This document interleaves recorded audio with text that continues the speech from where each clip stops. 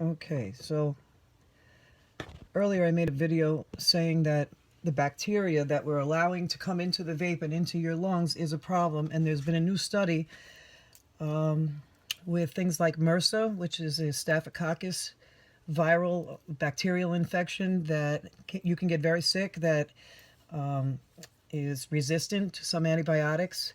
So here's one of the suggestions while our big corporations figure out what's going on and our medical field figures out what's going on. I suggest taking an old bottle. It has to be glass. Rinsing it with soap and water, filling this with water, and adding 2 to 3 drops of bleach. Putting that in there, stirring it up, mixing that up, and using that bleach and a Q-tip to clean the drip tips. You know, you just want to go in them with the bleach and clean them out. The reason for only 1 or 2 drops is because, you know, if you want to rinse it, you can rinse it. But if you're vaping and you just want to clean it in between vaping, you know, then go right ahead. These are also disposable. These are the tester tips you can pick up for like 10 cents a piece. And you can already see, I just cleaned this. I've hardly vaped on it. It's already jet black. Now, that could just be the juice. It could be nothing. It could be minor, but it could also be something containing some bacteria. Now, they say MRSA is something that you contact through the nasal cavity. Well, guess what? When we vape, that wet vapor is coming through our nasal cavity. Look at that.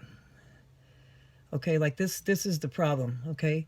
When we clean our tanks and our drip tips, we really need to be aware of whether or not our hands are clean. Leaving a bottle open in a room that, you know, it could be a kitchen. You're still going to pick up the odors and stuff from the environment, the bacteria from the environment. Open and closing a door near where you're leaving a bottle to steep. There's just no way to do this unless you're doing this through a factory where the room is cleansed and the areas, and it's in a sealed off case.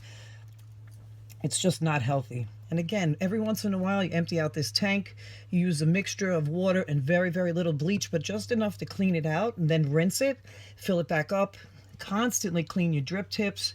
Be aware, look up on Google the new studies that are, you know, people are getting very sick, earaches and sore throats. You know, it could be a PG reaction. And don't get me wrong, there are some allergies to PG, but that's not the only thing going on.